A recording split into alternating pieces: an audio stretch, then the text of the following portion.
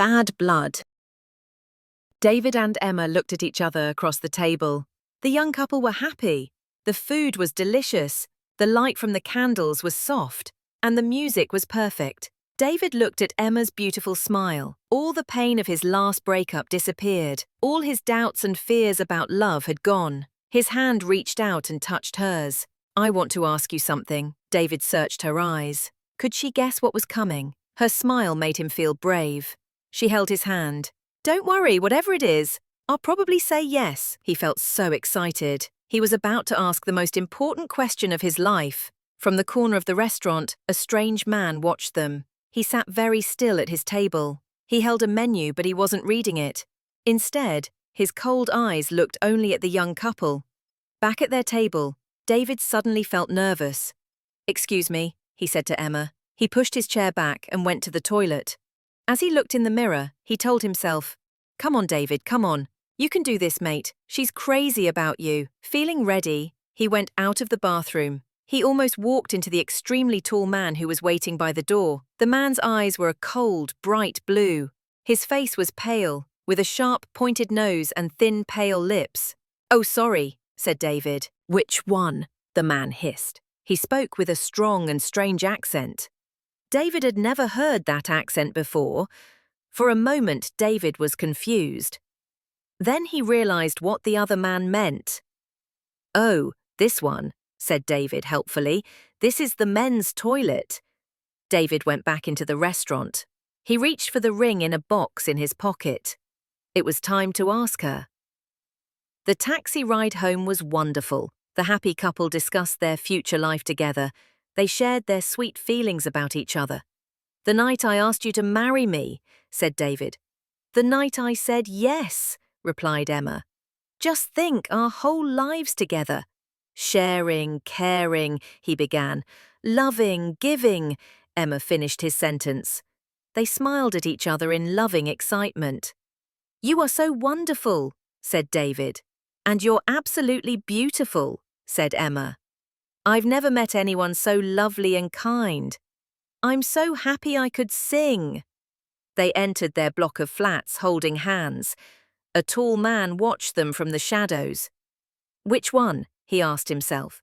He watched the building. He was waiting for a light to come on to show him which flat was theirs. 1 minute passed. 2. There it was. The light went on in a third-floor window. He saw Emma for a moment as she closed the curtains. How many times had he stood on a corner like this? How many victims had he watched? Many corners, many victims. His pale lips formed a thin smile. He moved out of the shadows to the door and pressed the buttons for every flat. The vampire was always pleased when people lived in flats. Sooner or later, someone always let you in. Silly humans. They thought you were someone's pizza delivery. It was a kind of invitation, and that was all he needed to enter a home. He climbed the stairs to the 3rd floor and walked down the hall. He didn't make a sound. He could hear the young couple laughing and talking. He put his ear against the door. He could hear what they were saying, and he was happy. Young love made the sweetest blood. It was so full of life and energy. "I feel as if I'm in a film," she was saying. "More like a dream," he replied. "Yes, a dream. How lucky we are." "Guess who I'll be dreaming about tonight," he said. Who? Her hair smells of roses. She's like an angel." Their dream was about to become a nightmare, the listening vampire thought. Suddenly, he opened the door and stood there, showing his sharp teeth. The couple screamed and then held each other in terrified silence. The vampire could smell and taste their fear. This was how he liked it. Fear also made the blood sweeter. "There's my wallet, on the table there, take it," said David. "Take anything you want." "I will take anything I want," the vampire replied. Fine, we won't stop you, I promise," David cried. "You won't stop me, I promise," replied the vampire. The light shone on the sharp teeth. A terrible thought came to David and Emma at the same time. "Look at his teeth. Is he a vampire?" "Which one?" the vampire hissed. "It can be. Only one." The couple's eyes were big and afraid, their mouths open in horror. They held each other's hands and their stomachs filled with fear. "Already tonight," continued the vampire. "I have drunk from 3. One more, then I can sleep and feel young again."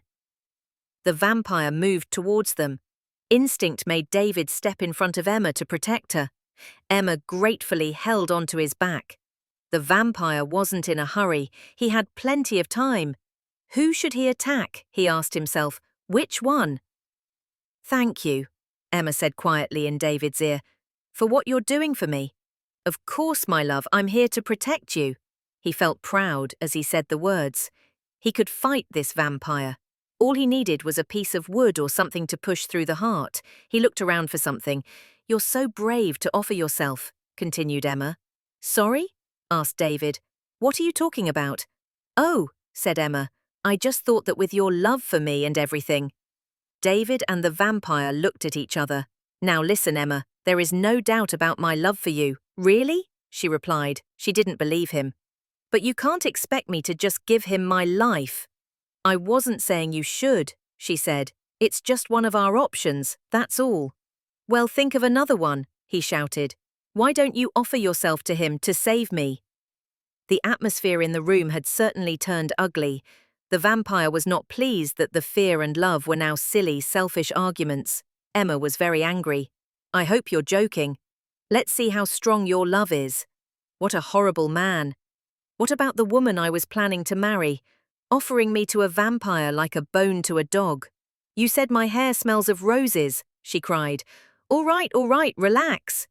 David was a little embarrassed to be having this argument in front of a stranger.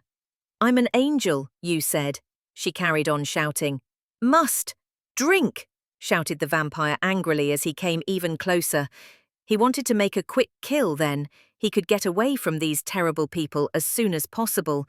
His eyes opened wider and his teeth were bared. "Which one?" "Her," David pointed at his future wife. Him, screamed Emma in anger. "Please, him." The vampire approached David. "She's younger, sweeter," said David. The vampire turned to Emma. "He's bigger, there's more of him." She pointed at David. Suddenly the vampire felt tired. He had been killing for many centuries. Listening to them was depressing. How could he feel good by drinking the blood of either of these disgusting creatures? He looked down at their terrified faces and shouted, "Bad blood!" And with that he disappeared into the night air and left Emma and David alone together as they had promised, for the rest of their lives.